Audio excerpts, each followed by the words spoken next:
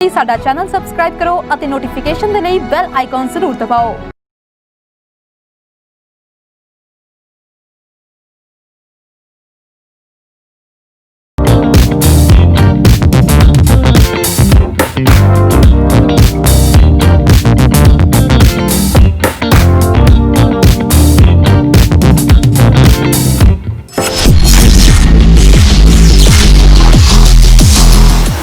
नमस्कार आदाब सत श्री अकाल हमदर्द टीवी देखने वाले सारे दर्शकों का स्वागत है प्रोग्राम इमीग्रेशन मैटर्स ਦੇ ਵਿੱਚ मैं हाँ तरनजीत कौर घुम्मण। दोस्तों हासना लैके ਤੁਹਾਡਾ अपना प्रोग्राम ਜਿਹਦੇ ਵਿੱਚ ਗੱਲ ਕਰਾਂਗੇ कैनेडियन इमीग्रेशन संबंधी। ਤੁਹਾਡਾ ਕੋਈ ਸਵਾਲ ਹੈ, ਤੁਸੀਂ कैनेडियन इमीग्रेशन संबंधी कुछ ਪੁੱਛਣਾ ਚਾਹੁੰਦੇ ਹੋ, ਸਾਨੂੰ ਅੱਜ ਦੇ ਲਾਈਵ ਪ੍ਰੋਗਰਾਮ ਵਿੱਚ ਤੁਸੀਂ ਕਾਲ ਕਰ ਸਕਦੇ ਹੋ। कैनेडियन इमीग्रेशन ਤੁਹਾਡੀ ਸਾਰੇ ਸਵਾਲਾਂ ਦੇ ਜਿਹੜੀਆਂ ਕੁਆਰੀਜ਼ ਹੋਣਗੀਆਂ ਉਹਨਾਂ ਦੇ ਅਸੀਂ ਜਵਾਬ ਦੇਣ ਦੀ ਕੋਸ਼ਿਸ਼ ਕਰਾਂਗੇ। ਸਾਨੂੰ ਅੱਜ ਦੇ ਲਾਈਵ ਪ੍ਰੋਗਰਾਮ ਵਿੱਚ ਹੇਠ ਲਿਖੇ ਨੰਬਰਸ ਤੇ ਕਾਲ ਕਰ ਸਕਦੇ ਹੋ। ਤੁਹਾਡੇ ਸਵਾਲਾਂ ਦੇ ਜਵਾਬ ਦੇਣ ਲਈ ਤੇ कैनेडियन इमीग्रेशन ਸੰਬੰਧੀ ਜੋ ਤਾਜ਼ਾ ਅਪਡੇਸ਼ਨ ਆਈ ਹੈ ਉਹਦੇ ਉੱਤੇ ਗੱਲਬਾਤ ਕਰਨ ਲਈ ਸਾਡੇ ਨਾਲ ਜੁੜ ਚੁੱਕੇ ਨੇ ਜੀ CWC ਤੋਂ ਗੁਰਪ੍ਰੀਤ ਖਹਿਰਾ ਜੀ। ਸਵਾਗਤ ਹੈ ਸਰ। ਬਹੁਤ ਸ਼ੁਕਰੀਆ ਤਰਨਾ ਤੇ ਸਾਰੇ ਦਰਸ਼ਕਾਂ ਨੂੰ ਸਤਿ ਸ੍ਰੀ ਅਕਾਲ ਜੀ। ਕੀ ਹਾਲ ਚਾਲ ਨੇ ਸਰ? ਬਹੁਤ ਵਧੀਆ ਜੀ ਸਰ। ਇੱਕ ਪਾਸੇ ਪ੍ਰੋਟੈਸਟ ਹੋ ਰਹੇ ਨੇ, ਦੂਜੇ ਪਾਸੇ ਅਸੀਂ ਦੇਖ ਰਹੇ ਹਾਂ ਅਲੱਗ-ਅਲੱਗ ਕੰਟਰੀਜ਼ ਦੇ ਵਿੱਚ ਵੀ ਕਾਫੀ ਪ੍ਰੋਟੈਸਟ ਹੋਏ ਨੇ। ਸੋ ਕੈਨੇਡਾ ਦੇ ਪ੍ਰਧਾਨ ਮੰਤਰੀ ਜਸਟਿਨ ਟਰੂਡੋ ਨੇ ਵੀ ਇਸ ਮਾਮਲੇ ਉੱਤੇ ਆਪਣਾ ਸਟੈਂਡ ਲਿਆ। ਸੋ ਤਾਜ਼ਾ ਆਪਾਂ ਸ਼ੁਰੂਆਤੀ ਖਬਰਾਂ ਦੀ ਇਸ ਤੋਂ ਕਰਦੇ ਹਾਂ ਕਿ ਲੇਟੈਸਟ ਜੋ ਉਹਨਾਂ ਦਾ ਇਸ ਵਕਤ ਬਿਆਨ ਆ ਰਹੇ ਨੇ, ਦੋਵਾਂ ਦੇਸ਼ਾਂ ਵਿੱਚ ਇਸ ਵਕਤ ਥੋੜੀ ਜਿਹੀ ਖਟਾਸ ਦੇਖਣ ਨੂੰ ਮਿਲ ਰਹੀ ਹੈ। ਤੁਹਾਨੂੰ ਕੀ ਲੱਗ ਰਿਹਾ ਇਹ ਕਿੰਨੀ ਕੁ ਦੇਰ ਤੱਕ ਅੱਗੇ ਤੱਕ ਚੱਲ ਸਕਦਾ ਕਿ ਇਹ ਰਿਸ਼ਤਿਆਂ ਨੂੰ ਹੋਰ ਬਿਹਤਰ ਕਰਨ ਦੀ ਕੋਸ਼ਿਸ਼ ਹੋਏਗੀ ਜਾਂ ਫਿਰ ਇਸ ਦੇ ਵਿੱਚ ਹੋਰ ਖਟਾਸ ਆ ਸਕਦੀ ਹੈ? ਇਹ ਤਰ੍ਹਾਂ ਡਿਪੈਂਡ ਕਰੂਗਾ ਕਿ ਆਉਣ ਵਾਲੇ ਸਮੇਂ 'ਚ ਸਿਚੁਏਸ਼ਨ ਕਿਵੇਂ ਕਿੱਧਰ ਨੂੰ ਜਾਂਦੀ ਹੈ। ਜੇ ਤਾਂ ਸਿਚੁਏਸ਼ਨ ਰਿਜ਼ੋਲਵ ਹੋ ਜਾਂਦੀ ਹੈ ਫਿਰ ਤਾਂ ਸਭ ਕੁਝ ਨਾਰਮਲਾਈਜ਼ ਹੋ ਜਾਣਾ ਜੀ, ਫਿਰ ਤਾਂ ਕੋਈ ਇਫੈਕਟ ਨਹੀਂ ਪੈਣਾ। ਪਰ ਜੇ ਸਿਚੁਏਸ਼ਨ ਨਾਰਮਲਾਈਜ਼ ਨਹੀਂ ਹੋਈ ਆਉਣ ਵਾਲੇ ਸਮੇਂ 'ਚ, ਰੱਬ ਨਾ ਕਰੇ ਇੱਦਾਂ ਹੋਵੇ, ਪਰ ਇਹਦੇ ਫਿਰ ਬਹੁਤ ਲੌਂਗ ਟਰਮ ਇਫੈਕਟ ਨੇ ਜਿਹੜੇ ਉਹ ਆਪਣੇ ਸਾਹਮਣੇ ਆਉਣੇ ਹੈਗੇ ਆ। ਆਪਾਂ ਨੂੰ ਪਤਾ ਹੈ ਕਿ ਜਦੋਂ ਪ੍ਰਾਈਮ ਮਿਨਿਸਟਰ ਨੇ ਬਿਆਨ ਦਿੱਤਾ ਤਾਂ ਐਕਚੁਅਲੀ ਪ੍ਰਾਈਮ ਮਿਨਿਸਟਰ ਨੇ ਇਸ ਗੱਲ ਨੂੰ ਇੰਡੋਰਸ ਕਰਤਾ ਕਿ ਜਿਹੜੀ ਉੱਥੇ ਦੀ ਗਵਰਨਮੈਂਟ ਹੈਗੀ ਹੈ, ਸਟੇਟ ਹੈਗੀ ਹੈ, ਉਹ ਜਿਹੜੇ ਉੱਥੇ ਦੇ ਲੋਕ ਨੇ ਉਹਨਾਂ ਦੇ ਖਿਲਾਫ ਐਕਟ ਕਰ ਰਹੀ ਹੈਗੀ ਹੈ। ਤੇ ਜਿਹੜਾ ਰੈਫਿਊਜੀ ਕਲੇਮ ਦਾ ਬੇਸਿਸ ਹੈਗਾ ਇੱਕ, ਉਹ ਇਹ ਵੀ ਹੈ, ਉਹਨੂੰ ਸਟੇਟ ਪਰਸੀਕਿਊਸ਼ਨ ਆਖਿਆ ਜਾਂਦਾ ਕਿ ਸਟੇਟ ਤੁਹਾਡੇ ਖਿਲਾਫ ਹੈ ਜਿਹੜੀ ਉਹ ਭੁਗਤ ਰਹੀ ਹੈ, ਗਵਰਨਮੈਂਟ ਤੁਹਾਡੇ ਖਿਲਾਫ ਭੁਗਤ ਰਹੀ ਹੈਗੀ ਹੈ। ਸੋ ਇਹਦੇ ਨਾਲ ਜੇ ਇਹ ਸਿਚੁਏਸ਼ਨ ਅੱਗੇ ਵੱਧਦੀ ਹੈ ਜਾਂ ਹਾਲਾਤ ਖਰਾਬ ਹੁੰਦੇ ਆ ਤਾਂ ਬਹੁਤ ਸਾਰੇ ਲੋਕ ਨੇ ਆਉਣ ਵਾਲੇ ਸਮੇਂ 'ਚ ਇਸ ਜਿਹੜਾ ਬੇਸਿਸ ਹੈ ਉਹਦੇ ਉੱਤੇ ਵੀ ਰੈਫਿਊਜੀ ਕਲੇਮ ਜਿਹੜਾ ਲੈ ਸਕਣਗੇ, ਇਹ ਆਖ ਕੇ ਕਿ ਉਹਦੇ ਤੇ ਪ੍ਰਾਈਮ ਮਿਨਿਸਟਰ ਨੇ ਹੀ ਇਹੀ ਗੱਲ ਨੂੰ ਇੰਡੋਰਸ ਕੀਤਾ ਹੈਗਾ। ਜਦੋਂ ਕੋਈ ਰੈਫਿਊਜੀ ਕਲੇਮ ਕਰਦਾ ਹੈ ਤਾਂ ਉਹਨੇ 3 ਗਰਾਊਂਡਸ ਨੂੰ ਜਿਹੜਾ ਉਹ ਮੀਟ ਕਰਨਾ ਹੁੰਦਾ ਜੀ। ਸਭ ਤੋਂ ਪਹਿਲਾ ਜਿਹੜਾ ਗਰਾਊਂਡ ਹੈਗਾ ਉਹ ਗਰਾਊਂਡ ਹੈਗਾ fear of life. Fear of life ਮਤਲਬ ਕਿ ਤੁਹਾਡੀ ਜਾਨ ਨੂੰ ਖਤਰਾ ਹੈ, ਤੁਹਾਡੇ ਲਾਈਵਲੀਹੁੱਡ ਨੂੰ ਖਤਰਾ ਹੈਗਾ। ਸੋ ਇੱਥੇ ਇਹ ਗੱਲ ਨੂੰ ਇੰਡੋਰਸ ਕੀਤਾ ਗਿਆ ਕਿ ਜੇ ਕਿਸਾਨ ਦੇ ਹਾਲਾਤ ਖਰਾਬ ਹੁੰਦੇ ਨੇ ਤਾਂ ਉਹਦੇ ਆਫਕੋਰਸ ਉਹਦੇ ਲਾਈਵਲੀਹੁੱਡ ਨੂੰ ਖਤਰਾ, ਉਹਦੀ ਜਾਨ ਨੂੰ ਖਤਰਾ ਹੋਊਗਾ ਜੀ। ਦੂਜਾ ਸਟੇਟ ਪਰਸੀਕਿਊਸ਼ਨ ਹੈ ਜਿਹਦੇ ਬਾਰੇ ਹੁਣ ਆਪਾਂ ਗੱਲ ਕੀਤੀ ਹੈ ਕਿ ਉਹ ਸਰਕਾਰ ਉਹਨਾਂ ਦੇ ਖਿਲਾਫ ਹੈ। ਤੀਜਾ ਜਿਹੜਾ ਗਰਾਊਂਡ ਹੁੰਦਾ ਉਹਨੂੰ ਇੰਟਰਨਲ ਫਲਾਈਟ ਅਲਟਰਨੇਟਿਵ ਆਖਿਆ ਜਾਂਦਾ। ਮਤਲਬ ਕਿ ਇੱਕ ਇੰਡੀਵਿਜੂਅਲ ਜੇ ਉਹ ਦੂਜੇ ਥਾਵੇਂ ਦੇਸ਼ ਦੇ ਇੱਕ ਜਗ੍ਹਾ ਚੋਂ, ਪੰਜਾਬ ਚੋਂ ਜਾ ਕੇ ਕਿਸੇ ਹੋਰ ਜਗ੍ਹਾ ਰਹੇ ਤਾਂ ਕੀ ਉਹਦੇ ਹਾਲਾਤ ਸੁਧਰ ਸਕਦੇ ਆ। ਪਰ ਉਹ ਕਿਸਾਨ ਹੈ ਤਾਂ ਉਹ ਤਾਂ ਸਾਰੇ ਹਿੰਦੁਸਤਾਨ ਲਈ ਕਾਨੂੰਨ ਹੈ ਜੀ, ਸਾਰੇ ਕਿਤੇ ਹਾਲਾਤ ਉਦਾਂ ਦੀ ਰਹਿ ਸਕਦੇ ਆ। ਸੋ ਜੇ ਇਹ ਸਿਚੁਏਸ਼ਨ ਪ੍ਰੀਵੇਲ ਕਰਦੀ ਹੈ ਤਾਂ ਜੇ ਕੋਈ ਉੱਥੋਂ ਆ ਕੇ ਰੈਫਿਊਜੀ ਕਲੇਮ ਕਰੂਗਾ ਇਹ ਬੇਸਿਸ ਦੇ ਉੱਤੋਂ, ਤਾਂ ਸਰਕਾਰੀ ਵਕੀਲ ਕੋਲੇ ਜਾਂ ਗਵਰਨਮੈਂਟ ਕੋਲੇ ਇਸ ਗੱਲ ਦਾ ਕੋਈ ਜਵਾਬ ਨਹੀਂ ਹੋਣਾ ਕਿ ਪ੍ਰਾਈਮ ਮਿਨਿਸਟਰ ਹੀ ਤਾਂ ਇੰਡੋਰਸ ਕਰ ਰਿਹਾ ਜੀ ਇਸ ਗੱਲ ਨੂੰ। ਤੇ ਦੂਜੀ ਜਿਹੜਾ ਉੱਥੋਂ ਦੀ ਸਿਚੁਏਸ਼ਨ ਹੈਗੀ ਆ ਉਹਦੇ ਉੱਤੇ ਵੀ ਸਮੇਂ-ਸਮੇਂ ਸਿਰ ਇਮੀਗ੍ਰੇਸ਼ਨ ਰੈਫਿਊਜੀ ਬੋਰਡ ਆ ਜਿਹੜਾ ਉਹ ਡਾਕੂਮੈਂਟ ਛਾਪਦਾ ਰਹਿੰਦਾ। ਸੋ ਇਹ ਵੀ ਇੱਕ ਡਾਕੂਮੈਂਟ ਉਹਦੇ ਵਿੱਚ ਇਨਕਲੂਡਡ ਹੋਊਗਾ ਜੀ। ਪਰ ਇਹ ਤਾਂ ਇੱਕ ਪੱਖ ਹੋ ਗਿਆ ਸਾਰੇ ਪਾਰਟ ਦਾ। ਜਿਹੜਾ ਦੂਜਾ ਪੱਖ ਹੈਗਾ ਉਹ ਹੈਗਾ ਕਿ ਜਿਹੜੇ ਵੀ ਮੁਲਕ ਤੋਂ ਜ਼ਿਆਦਾ ਰੈਫਿਊਜੀ ਕਲੇਮ ਹੋਣੇ ਸ਼ੁਰੂ ਹੋ ਜਾਣ, ਉਸ ਮੁਲਕ ਤੋਂ ਵਿਜ਼ਟਰ ਵੀਜ਼ੇ ਦਾ ਜਿਹੜਾ ਰੇਟ ਆ ਉਹ ਵੀ ਬਹੁਤ ਥੱਲੇ ਚਲਿਆ ਜਾਂਦਾ ਹੈ। ਇਮੀਗ੍ਰੇਸ਼ਨ ਮਹਿਕਮਾ ਉੱਥੋਂ ਜਿਹੜਾ ਲੋਕਾਂ ਨੂੰ ਵਿਜ਼ਟਰ ਵੀਜ਼ਾ ਦੇਣਾ ਘਟਾ ਦਿੰਦਾ ਹੈ, ਇਹ ਕਹਿ ਕੇ ਕਿ ਇੰਡੀਵਿਜੂਅਲ ਨੇ ਜਾ ਕੇ ਰੈਫਿਊਜੀ ਕਲੇਮ ਕਰਨਾ ਤੇ ਇਹਨੇ ਵਾਪਸ ਨਹੀਂ ਆਉਣਾ ਹੈਗਾ। ਖਾਸ ਕਰਕੇ ਜੇ ਇਹ ਸਿਚੁਏਸ਼ਨ ਬੈਡ ਹੁੰਦੀ ਹੈ ਅੱਗੇ ਤੋਂ, ਤੇ ਜੇ ਕੋਈ ਕਿਸਾਨ ਹੋਊਗਾ ਉਹਨੂੰ ਉਨਾ ਹੀ ਮਿਲਣਾ ਮੁਸ਼ਕਿਲ ਹੋ ਜਾਊਗਾ ਕਿ ਕਿਤੇ ਉੱਥੇ ਜਾ ਕੇ ਕਿਤੇ ਰੈਫਿਊਜੀ ਕਲੇਮ ਹੈ ਜਿਹੜਾ ਨਾ ਕਰ ਲਵੇ ਜੀ। ਸੋ ਇਹ ਬਿਆਨ ਦੇ ਕਾਫੀ ਲੌਂਗ ਟਰਮ ਇਫੈਕਟ ਨੇ ਜਿਹੜੇ ਉਹ ਸਾਹਮਣੇ ਆਉਣੇ ਨੇ।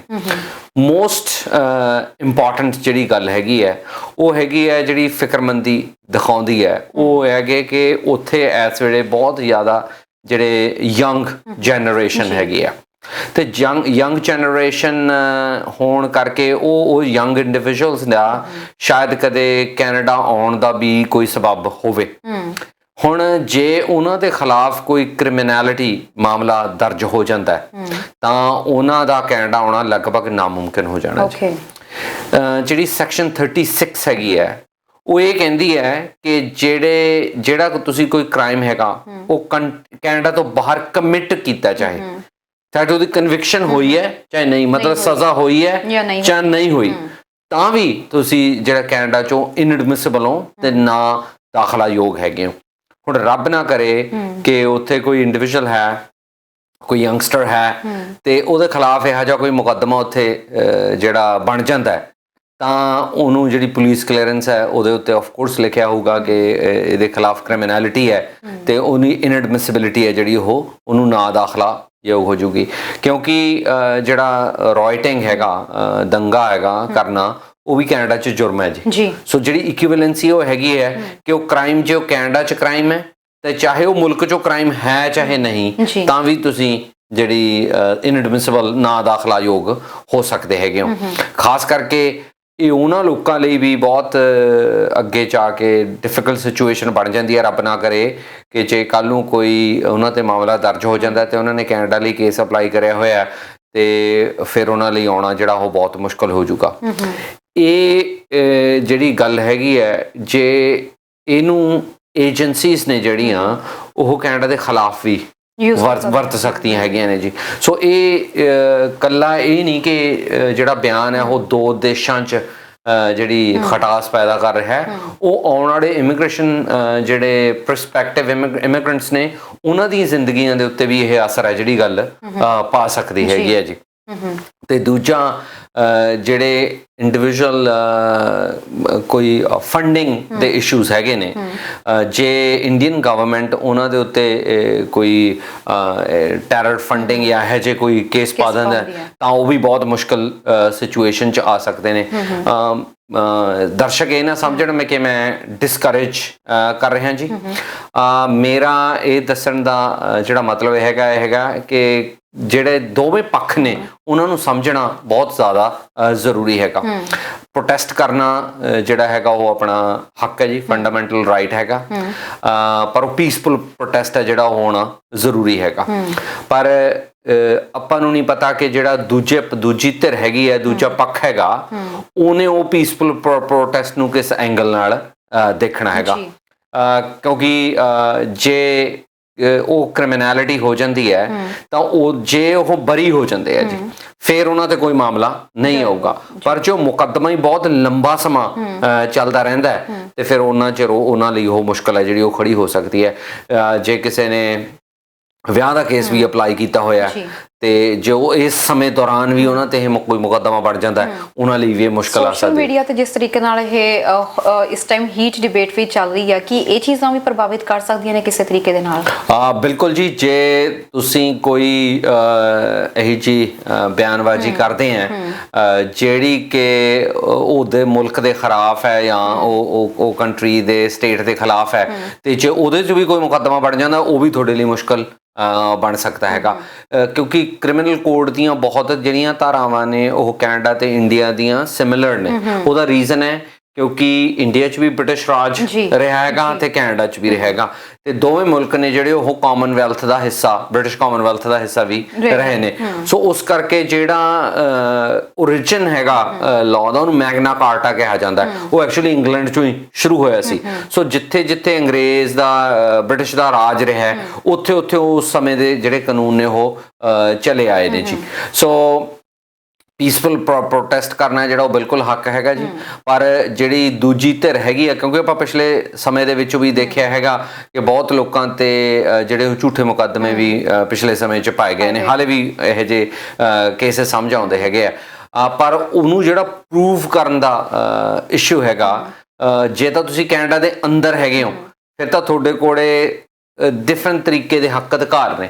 ਪਰ ਜੇ ਤੁਸੀਂ ਕੈਨੇਡਾ ਤੋਂ ਬਾਹਰ ਹੋ ਤੇ ਫਿਰ ਇਹ ਜਿਹੜਾ ਕਾਨੂੰਨ ਹੈ, ਜਿਹੜੀ ਸੈਕਸ਼ਨ 36 ਹੈ, ਇਹ ਤੁਹਾਨੂੰ ਕੋਈ ਵੀ ਪ੍ਰੋਟੈਕਸ਼ਨ ਨਹੀਂ ਦਿੰਦਾ। ਕਿਉਂਕਿ ਕਾਨੂੰਨ ਇਸ ਤਰ੍ਹਾਂ ਲਿਖਿਆ ਹੈ ਕਿ ਜੇ ਤੁਸੀਂ ਇਹ ਜੁਰਮ ਕੈਨੇਡਾ ਤੋਂ ਬਾਹਰ ਕੀਤਾ ਹੈਗਾ ਤਾਂ ਚਾਹੇ ਤੁਹਾਡੀ ਕਨਵਿਕਸ਼ਨ ਨਹੀਂ ਵੀ ਹੋਈ ਤਾਂ ਵੀ ਤੁਹਾਨੂੰ ਉਹ ਜੁਰਮ ਨੂੰ ਕੈਨੇਡਾ ਦੇ ਅੰਦਰ ਜੁਰਮ ਮੰਨਿਆ ਜਾਊਗਾ ਤੇ ਤੁਹਾਨੂੰ ਇਨਐਡਮਿਸਿਬਲ ਹੈ ਜਿਹੜਾ ਉਹ ਮੰਨਿਆ ਜਾਣਾ ਹੈਗਾ। ਜਿਵੇਂ ਤੁਸੀਂ ਦੱਸ ਰਹੇ ਹੋ ਕਿ ਇਸ ਵਕਤ ਜਿਸ ਤਰੀਕੇ ਨਾਲ ਉੱਥੇ ਹਾਲਾਤ ਬਣੇ ਹੋਏ ਨੇ, ਇੱਥੇ ਕਿਸੇ ਵੀ ਤਰੀਕੇ ਨਾਲ ਜੇਕਰ ਮਾਮਲਾ ਦਰਜ ਹੁੰਦਾ, ਬਾਈ ਚਾਂਸ ਜਿਵੇਂ ਇੱਕ ਵਾਰੀ ਮਾਮਲਾ ਦਰਜ ਹੋ ਗਿਆ ਉਸ ਤੋਂ ਬਾਅਦ ਉਸ ਚੀਜ਼ ਨੂੰ ਵਾਪਸ ਲੈ ਲਿਆ ਜਾਂਦਾ, ਕਿ ਤਾਂ ਵੀ ਉਹਦਾ ਕੋਈ ਨਾ ਕੋਈ ਇਨ ਫਿਊਚਰ ਦੇ ਵਿੱਚ ਕੇਸ ਪ੍ਰਭਾਵਿਤ ਹੋ ਸਕਦਾ ਆ? ਨਹੀਂ ਜੀ। ਸੋ ਜੇ ਚਾਰजेस ਵਿਡਰਾ ਹੋ ਜਾਂਦੇ ਆ ਜਾਂ ਤੁਸੀਂ ਬਾਇਜ਼ਤ ਬਰੀ ਹੋ ਜਾਂਦੇ ਹੋ, ਮਤਲਬ ਤੁਹਾਡਾ ਇਕੁਇਟਲ ਹੋ ਜਾਂਦਾ ਹੈ, ਫਿਰ ਤੁਹਾਡੇ ਤੇ ਕੋਈ ਵੀ ਅਸਰ ਨਹੀਂ ਹੋਊਗਾ।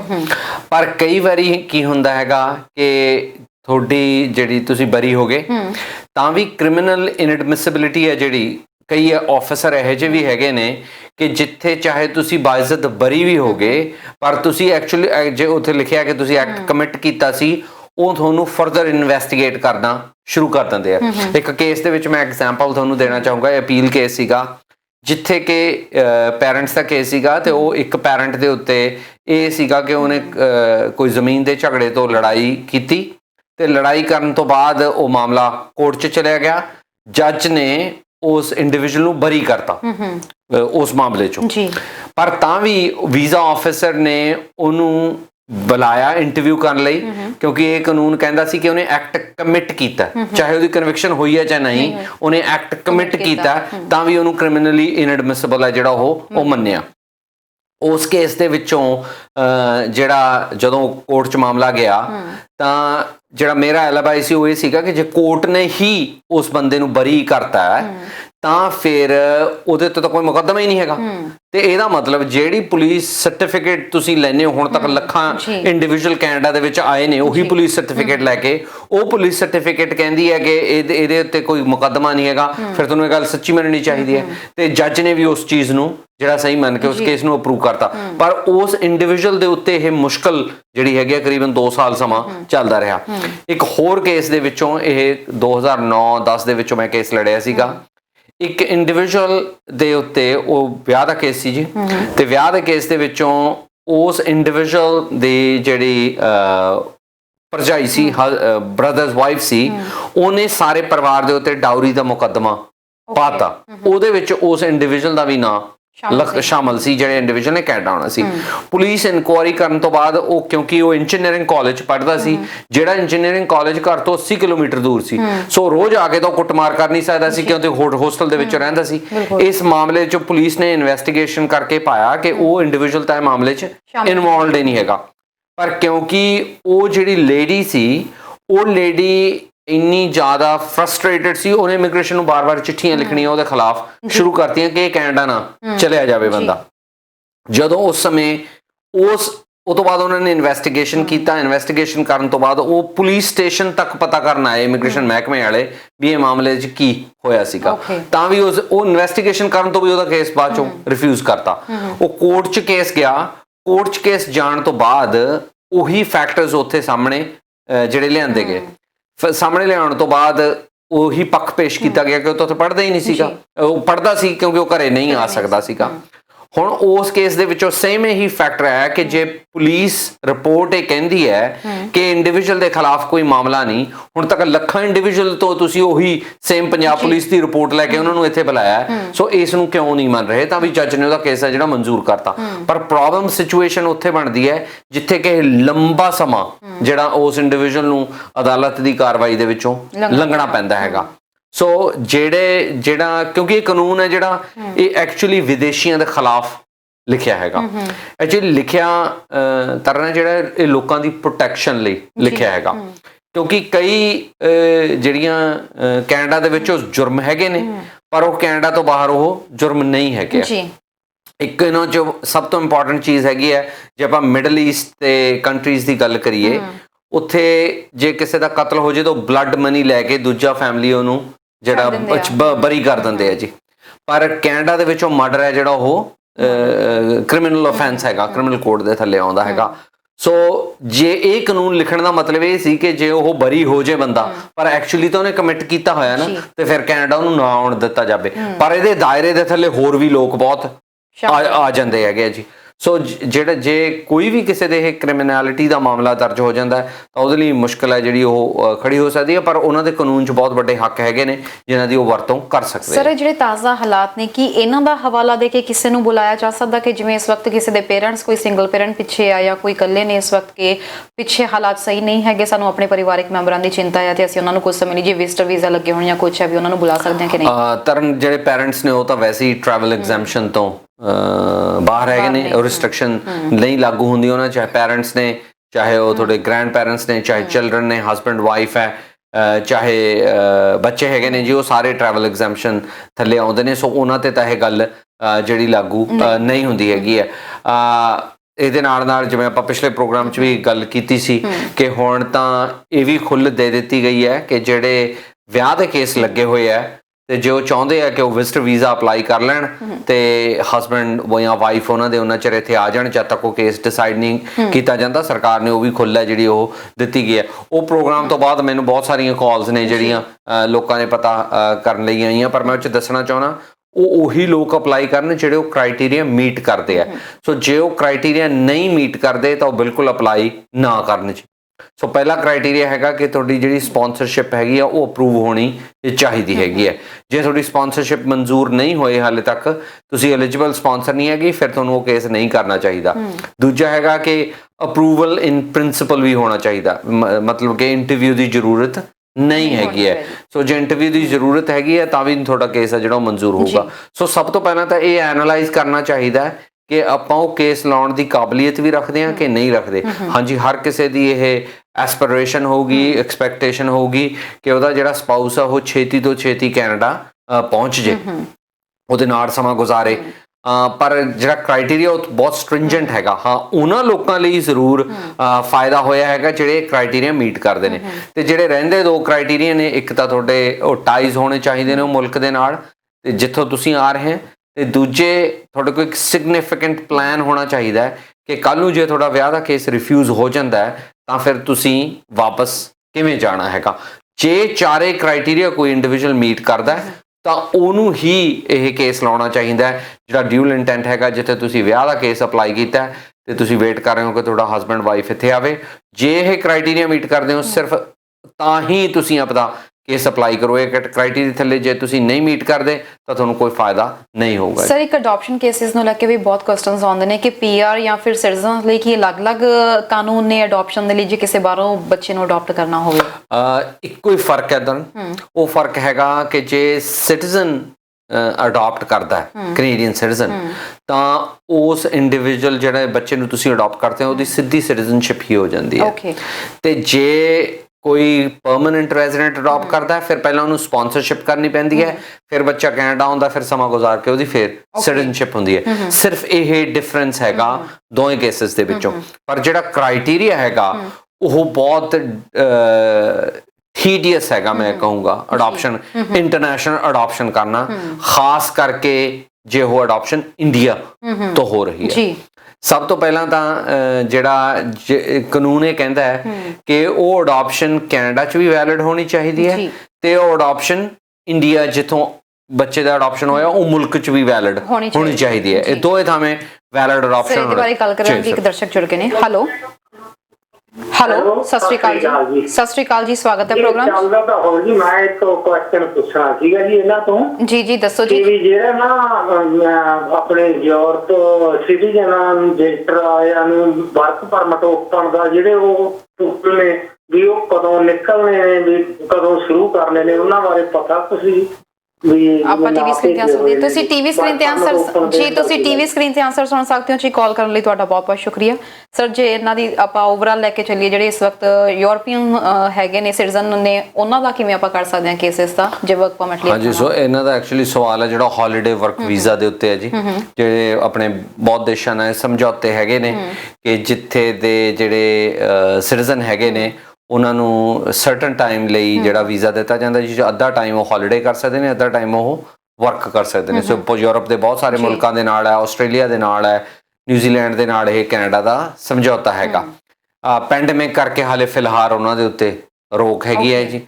ਸੋ ਕਿਉਂਕਿ ਜਿਹੜੇ ਵਿਜ਼ਿਟਰ ਨੇ ਉਹ ਨਹੀਂ ਆ ਸਕਦੇ, ਟੈਕਨੀਕਲੀ ਉਹ ਵਿਜ਼ਿਟਰ ਹੀ ਹੁੰਦੇ ਨੇ, ਪਰ ਉਹ ਹੌਲੀਡੇ ਵਰਕ ਵੀਜ਼ਾ ਤੇ ਹੁੰਦੇ ਨੇ, ਸੋ ਹੌਲੀਡੇ ਵੀ ਕਰ ਸਕਦੇ ਨੇ, ਕੰਮ ਵੀ ਕਰ ਸਕਦੇ ਹੈਗੇ ਆ।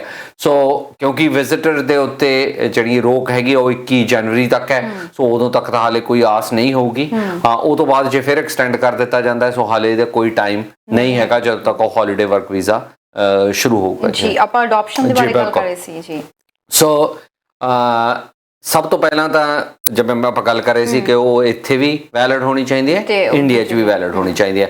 ਕੈਨੇਡਾ 'ਚੋਂ 18 ਸਾਲ ਤੱਕ ਦਾ ਜਿਹੜਾ ਇੰਡੀਵਿਜੂਅਲ ਹੈ ਉਹਨੂੰ ਤੁਸੀਂ ਅਡਾਪਟ ਕਰ ਸਕਦੇ ਹੋ, ਪਰ ਇੰਡੀਆ 'ਚ ਜਿਹੜਾ ਹਿੰਦੂ ਅਡਾਪਸ਼ਨ ਮੇਨਟੇਨੈਂਸ ਐਕਟ ਹੈ ਉਹਦੇ ਵਿੱਚ ਤੁਸੀਂ ਜਿਹੜੀ ਅਡਾਪਸ਼ਨ ਹੈ ਸਿਰਫ 14 ਸਾਲ ਤੱਕ ਹੀ ਕਰ ਸਕਦੇ ਹੋ, ਉਹ ਤੋਂ ਵੱਧ ਨਹੀਂ ਕਰ ਸਕਦੇ ਹੈਗੇ। ਸੋ ਇਹ ਇੱਕ ਡਿਫਰੈਂਸ ਹੈਗਾ ਜੀ। ਤੇ ਦੂਜਾ ਜਿਹੜਾ ਮੇਜਰ ਡਿਫਰੈਂਸ ਹੈਗਾ ਉਹ ਇਹ ਹੈਗਾ ਕਿ ਜਿਹੜਾ ਹਿੰਦੂ ਅਡਾਪਸ਼ਨ ਮੇਨਟੇਨੈਂਸ ਐਕਟ ਹੈ ਉਹਦੇ ਥੱਲੇ ਜੇ ਤੁਹਾਡੇ ਗਰਲ ਚਾਈਲਡ ਹੈ ਫਿਰ ਤੁਸੀਂ ਗਰਲ ਚਾਈਲਡ ਨੂੰ ਨਹੀਂ ਅਡਾਪਟ ਕਰ ਸਕਦੇ, ਜੇ ਤੁਹਾਡੇ ਮੇਲ ਚਾਈਲਡ ਹੈਗਾ ਤਾਂ ਤੁਸੀਂ ਮੇਲ ਨੂੰ ਅਡਾਪਟ ਨਹੀਂ ਕਰ ਸਕਦੇ। ਰਾਦਰ ਕਿ ਇਹ ਵੀ ਹੈਗਾ ਕਿ ਜੇ ਤੁਹਾਡੇ ਕੋਈ ਮੇਲ ਪੋਤਾ ਹੈ ਤਾਂ ਵੀ ਤੁਸੀਂ ਨਹੀਂ ਅਡਾਪਟ ਕਰ ਸਕਦੇ, ਜੇ ਤੁਸੀਂ ਫੀਮੇਲ ਪੋਤੀ ਹੈ ਤਾਂ ਫੀਮੇਲ ਨੂੰ ਵੀ ਨਹੀਂ ਅਡਾਪਟ ਕਰ ਸਕਦੇ। ਇਹਦੇ ਬਾਰੇ ਗੱਲ ਕਰਾਂਗੇ। ਇੱਕ ਦਰਸ਼ਕ ਜੁੜ ਗਏ ਨੇ। ਹੈਲੋ ਸਤਿ ਸ਼੍ਰੀ ਅਕਾਲ ਜੀ, ਕਿੱਥੋਂ ਬੋਲ ਰਹੇ ਹੋ? ਸਤਿ ਸ਼੍ਰੀ ਅਕਾਲ ਜੀ, ਸਰੀ ਤੋਂ ਬੋਲ ਰਹੇ ਹਾਂ ਜੀ। ਸਰ ਦੱਸੋ ਕੀ ਪੁੱਛਣਾ?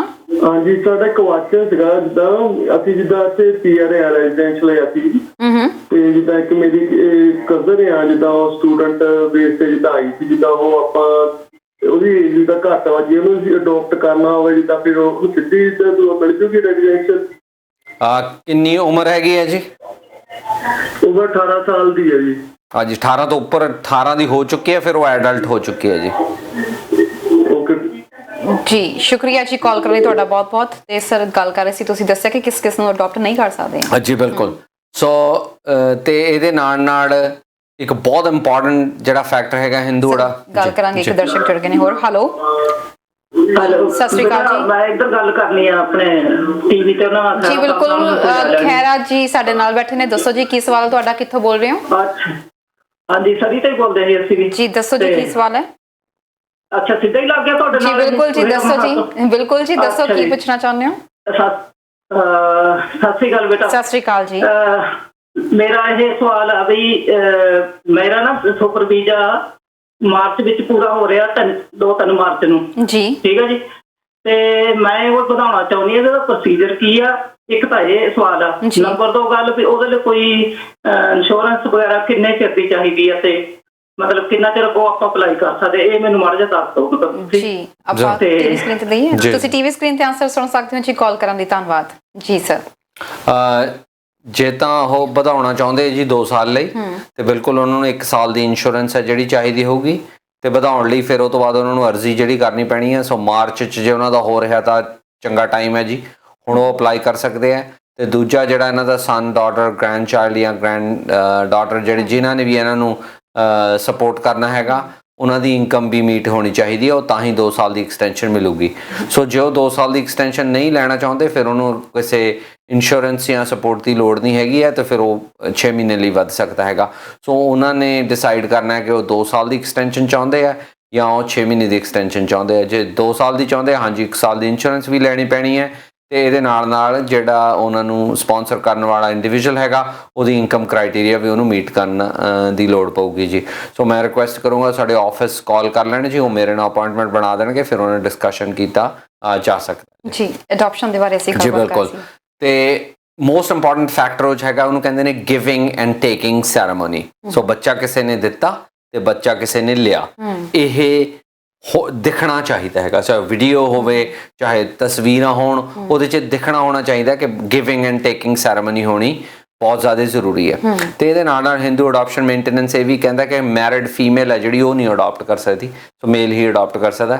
ਫੀਮੇਲ ਜੇ ਡਿਵੋਰਸਡ ਹੈ ਜਾਂ ਉਹ ਵਿਡੋਡ ਹੈ ਉਹ ਤਾਂ ਹੀ ਅਡਾਪਟ ਕਰ ਸਕਦੀ ਹੈਗੀ ਹੈ। ਸੋ ਇਹ ਇੱਕ ਸਰਟਨ ਕੰਡੀਸ਼ਨਸ ਨੇ ਜਿਹੜੀਆਂ ਉਹਨਾਂ ਨੂੰ Hindu adoption and maintenance act ਦੇ ਵਿੱਚੋਂ ਮੀਟ ਜਿਹੜੀਆਂ ਕਰਨੀਆਂ ਪੈਣਗੀਆਂ। ਪਰ ਜਿਹੜਾ ਪ੍ਰੋਸੈਸ ਹੈ ਉਹ ਕੈਨੇਡਾ ਦੇ ਵਿੱਚੋਂ ਹਰੇਕ ਪ੍ਰੋਵਿੰਸ ਦੇ ਵਿੱਚੋਂ ਵੱਖਰਾ ਕ੍ਰਾਈਟੇਰੀਆ। ਜੇ ਆਪਾਂ ਥੋੜ੍ਹਾ ਬੈਕਗਰਾਊਂਡ 'ਚ ਜਾਈਏ ਤਾਂ ਇੱਕ ਇੰਟਰਨੈਸ਼ਨਲ ਅਡਾਪਸ਼ਨਸ ਦੇ ਉੱਤੇ ਹੇਗ ਕਨਵੈਨਸ਼ਨ ਹੋਇਆ ਸੀਗਾ। ਹੇਗ ਕਨਵੈਨਸ਼ਨ ਦੇ ਵਿੱਚੋਂ 196 ਕੰਟਰੀਆਂ ਨੇ ਇਸ ਨੂੰ ਸਾਈਨ ਕੀਤਾ ਸੀਗਾ, ਸਮਝੌਤੇ ਨੂੰ, ਇੰਟਰਨੈਸ਼ਨਲ ਅਡਾਪਸ਼ਨ ਦੇ ਉੱਤੇ। ਤੇ ਉਹਦੇ ਵਿੱਚੋਂ ਇੰਡੀਆ ਵੀ ਉਹਦਾ ਸਿਗਨੇਟਰੀ ਸੀਗਾ। ਸੋ ਇੰਡੀਆ ਨੇ 2006 ਤੱਕ ਉਸ ਨੂੰ ਲਾਗੂ ਨਹੀਂ ਕੀਤਾ। ਸੋ ਉਦੋਂ ਤੱਕ ਜਿਹੜਾ ਇੰਡੀਆ ਤੋਂ ਅਡਾਪਸ਼ਨ ਤੇ ਆਉਣ ਵਾਲੇ ਲੋਕਾਂ ਦੀ ਬਹੁਤ ਗਿਣਤੀ ਸੀਗੀ, ਕਿਉਂਕਿ ਸਰਕਾਰ ਉਹ 'ਚ ਕਿਤੇ ਇਨਵੋਲਵਡ ਨਹੀਂ ਸੀਗੀ। 2006 ਦੇ ਵਿੱਚੋਂ ਇੰਡੀਆ ਨੇ ਉਹਦੇ ਤੇ ਉਹਨੂੰ ਲਾਗੂ ਕੀਤਾ ਤੇ ਇੱਕ ਸੈਂਟਰਲ ਏਜੰਸੀ ਜਿਹਨੂੰ CARA ਕੈਰਾ ਕਿਹਾ ਜਾਂਦਾ ਉਹ ਬਣਾਤੀ। ਜਦੋਂ ਉਹ ਏਜੰਸੀ ਬਣਾਤੀ ਤਾਂ ਉਹ ਏਜੰਸੀ ਤੋਂ ਵੀ ਅਪਰੂਵਲ ਲੈਣੀ ਅਤਿਅੰਤ ਜ਼ਰੂਰੀ ਬਣਾ ਦਿੱਤੀ ਗਈ। ਉਹ ਤੋਂ ਬਿਨਾਂ ਜਿਹੜਾ ਹੈਗਾ ਉਹ ਅਡਾਪਸ਼ਨ ਨੂੰ ਵੈਲਿਡ ਨਹੀਂ ਮੰਨਿਆ ਜਾਂਦਾ ਸੀਗਾ। ਕੈਨੇਡਾ ਵੀ ਉਸ ਹੇਗ ਕਨਵੈਨਸ਼ਨ ਦਾ ਸਿਗਨੇਟਰੀ ਸੀਗਾ। ਸੋ ਕੈਨੇਡਾ ਨੇ ਇਸ ਅਧਿਕਾਰ ਨੂੰ ਹਰੇਕ ਪ੍ਰੋਵਿੰਸ ਨੂੰ ਦਿੱਤਾ ਕਿ ਉਹ ਆਪਣੀ ਇੱਕ ਅਡਾਪਸ਼ਨ ਏਜੰਸੀ ਹੈ ਜਿਹੜੀ ਉਹ ਬਣਾਵੇ। ਸੋ ਓਨਟਾਰੀਓ ਲਈ ਵੱਖਰੀ ਹੈ, ਬ੍ਰਿਟਿਸ਼ ਕੋਲੰਬੀਆ ਲਈ ਵੱਖਰੀ ਹੈ। ਸੋ ਤੁਸੀਂ ਉਸ ਜਿਹੜੀ ਏਜੰਸੀ ਆ ਉਹ ਯੂਜੂਅਲੀ ਮਿਨਿਸਟਰੀ ਆਫ ਚਿਲਡਰਨ ਦੇ ਥੱਲੇ ਹੁੰਦੀ ਹੈ ਜੀ। ਉਹਦੇ ਤੋਂ ਪਹਿਲਾਂ ਅਪਰੂਵਲ ਲੈਣ ਜਾਂ ਨੋ ਆਬਜੈਕਸ਼ਨ ਸਰਟੀਫਿਕੇਟ ਲੈਣਾ ਆਖਿਆ ਜਾਂਦਾ। ਸੋ ਉਹਦੇ ਲਈ ਸਭ ਤੋਂ ਪਹਿਲਾਂ ਤਾਂ ਤੁਸੀਂ ਜੇ ਅਡਾਪਸ਼ਨ ਕਰਨ ਜਾ ਰਹੇ ਹੋ ਤਾਂ ਤੁਸੀਂ ਇੱਕ ਹੋਮ ਸਟੱਡੀ ਕਰਾਉਣਾ ਹੁੰਦਾ। ਹੋਮ ਸਟੱਡੀ ਹੈ ਜਿਹੜਾ ਕੁਝ ਸੋਸ਼ਲ ਵਰਕਰ ਕਰਦਾ ਹੈਗਾ, ਉਹ ਆ ਕੇ ਦੇਖਦਾ ਹੈ ਕਿ ਜਿਹੜੇ ਜਿੱਥੇ ਨਿਆਣਾ ਆ ਰਿਹਾ, ਬੱਚਾ ਆ ਰਿਹਾ, ਕਿ ਉੱਥੇ ਕੋਈ ਚਾਈਲਡ ਅਬਿਊਜ਼ ਦੀਆਂ ਸਰਕਮਸਟੈਂਸਿਸ ਤਾਂ ਨਹੀਂ ਹੈਗੀਆਂ, ਬੱਚੇ ਨੂੰ ਕਿਉਂ ਅਡਾਪਟ ਕੀਤਾ ਜਾ ਰਿਹਾ, ਉੱਥੇ ਬੱਚੇ ਦੇ ਬੈਸਟ ਇੰਟਰਸਟ ਦੇ ਵਿੱਚੋਂ ਉਹਦੀ ਪ੍ਰੋਟੈਕਟ ਕਰਨ ਲਈ ਜੋ ਵੀ ਰਿਕੁਆਇਰਡ ਚੀਜ਼ਾਂ ਨੇ ਉਹ ਹੈਗੀਆਂ ਨੇ ਕਿ ਨਹੀਂ ਹੈਗੀਆਂ। ਉਸ ਤੋਂ ਬਾਅਦ ਉਹ ਹੋਮ ਸਟੱਡੀ ਕਰਕੇ ਉਹ ਭੇਜਿਆ ਜਾਂਦਾ ਹੈਗਾ ਜਿਹੜਾ ਮਿਨਿਸਟਰ ਆਫ ਚਾਈਲਡ ਵੈਲਫੇਅਰ ਹੈਗੀ ਹੈ ਤੇ ਉਹ ਅਪਰੂਵਲ ਦਿੰਦੇ ਆ ਜੀ। ਸੋ ਇਹ ਤਾਂ ਪਹਿਲਾ ਕ੍ਰਾਈਟੇਰੀਆ ਹੋ ਗਿਆ। ਉਸ ਤੋਂ ਬਾਅਦ ਤੁਸੀਂ ਅਡਾਪਸ਼ਨ ਕਰ ਸਕਦੇ ਹੋ। ਜਦ ਤੁਸੀਂ ਉਹ ਇੰਡੀਆ 'ਚ ਜਾ ਕੇ ਅਡਾਪਸ਼ਨ ਕਰਦੇ ਹੈ ਤਾਂ ਉੱਥੇ ਤੁਸੀਂ ਗਿਵਿੰਗ ਐਂਡ ਟੇਕਿੰਗ ਸੈਰਾਮਨੀ ਕਰਦੇ ਹੈ। ਉਹ ਤੋਂ ਬਾਅਦ ਤੁਸੀਂ ਇੱਕ ਅਡਾਪਸ਼ਨ ਡੀਡ ਲਿਖਦੇ ਹੈਗੇ। ਉਹ ਡੀਡ ਲਿਖਣ ਤੋਂ ਬਾਅਦ ਕੈਰਾ ਨੇ ਇਹ ਵੀ ਰਿਕੁਆਇਰਮੈਂਟ ਬਣਾਤੀ ਹੈ ਕਿ ਤੁਸੀਂ ਜੁਵੇਨਾਈਲ ਜਸਟਿਸ ਦੇ ਥੱਲੇ ਕੋਰਟ ਤੋਂ ਵੀ ਇੱਕ ਜੱਜਮੈਂਟ ਆ ਜਿਹੜਾ ਆਰਡਰ ਤੁਸੀਂ ਲੈ ਕੇ ਆਓ। ਹੁਣ ਕੈਰਾ 2006 ਤੋਂ ਜਦੋਂ ਤੋਂ ਅਡਾਪਸ਼ਨ ਏਜੰਸੀ ਇਹ ਬਣੀ ਹੈਗੀ ਇੰਡੀਆ ਦੀ, ਉਹਨੇ ਬਹੁਤ ਸਾਰੇ ਆਪਣੇ ਰੂਲਸ ਰੈਗੂਲੇਸ਼ਨਸ ਨੂੰ ਟਾਈਮਲੀ ਮੈਨਰ ਦੇ ਵਿੱਚੋਂ ਬਦਲਿਆ। ਕਦੇ ਆਹ ਕਾਨੂੰਨ ਹੋ ਜਾਂਦਾ, ਕਦੇ ਉਹ ਕਾਨੂੰਨ ਹੋ ਜਾਂਦਾ। ਇਹਦੇ ਬਾਰੇ ਗੱਲ ਕਰਾਂਗੇ। ਇੱਕ ਦਰਸ਼ਕ ਹੋ ਜੁੜ ਗਏ ਨੇ। ਹੈਲੋ ਸਤਿ ਸ਼੍ਰੀ ਅਕਾਲ ਜੀ।